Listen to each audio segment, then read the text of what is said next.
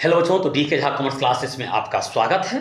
तो trial balance में होता है, बहुत बच्चा कराता है सर क्लोजिंग स्टॉक को हम एडजस्टमेंट में क्यों लिखते हैं, उसे डीआरसीआर में क्यों नहीं लिखते हैं। मान लो ओपनिंग स्टॉक 5,000 दिया गया है ये और परचेज 10,000 दिया गया है या 20,000 दिया गया है। ओपनिंग स्टॉक मान लो 5,000 दिया है और परचेज अगर 20,000 दिया है तो 20 और 15 कितना हो गया, या 20 और 5 कितना हो गया, 25,000 हो गया।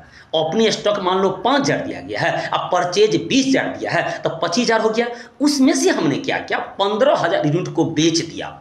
तो 15,000 यूनिट क्या किया, बेच दिया। तो कितना बचा, 10,000 बचा। ये 10,000 क्या बचा, ये 10,000 बचा क्लोजिंग स्टॉक। तो क्लोजिंग स्टॉक कहाँ से लिया गया है, वही ओपनिंग स्टॉक परचेज जो था उसमें से जितना सेल हुआ है, अब जो रेस्ट बचा है वही तो क्लोजिंग स्टॉक है ना। तो ओपनिंग स्टॉक, परचेज और सेल सबका तो हम एंट्री ट्रायल बैलेंस में कर दिए हैं। क्लोजिंग स्टॉक को फिर दोबारा एंट्री करोगे क्या, क्लोजिंग स्टॉक फिर दोबारा एंट्री नहीं करेंगे ना। इसीलिए जो रेस्ट बचा 10,000 उसको हम ट्रायल बैलेंस के बाहर एडजस्टमेंट के रूप में क्लोजिंग स्टॉक को हम लिख देते हैं। इसलिए ट्रायल बैलेंस में अगर सवाल के अंदर कोई इंफॉर्मेशन नहीं दिया गया है तो हम क्लोजिंग स्टॉक का एंट्री नहीं करते हैं। लेकिन जब एडजस्टेड परचेज और cost of goods sold trial balance में दिया रहेगा और उस कंडीशन में दो स्टॉक दिया हो, ओपनिंग स्टॉक और क्लोजिंग स्टॉक, तो उस कंडीशन में हम ओपनिंग स्टॉक का एंट्री नहीं करेंगे और क्लोजिंग स्टॉक को हम डेबिट साइड में लिखेंगे। जो हम वीडियो में आपको बनाते आ रहे हैं, कॉन्सेप्ट देते आ रहे हैं, तो ये आपका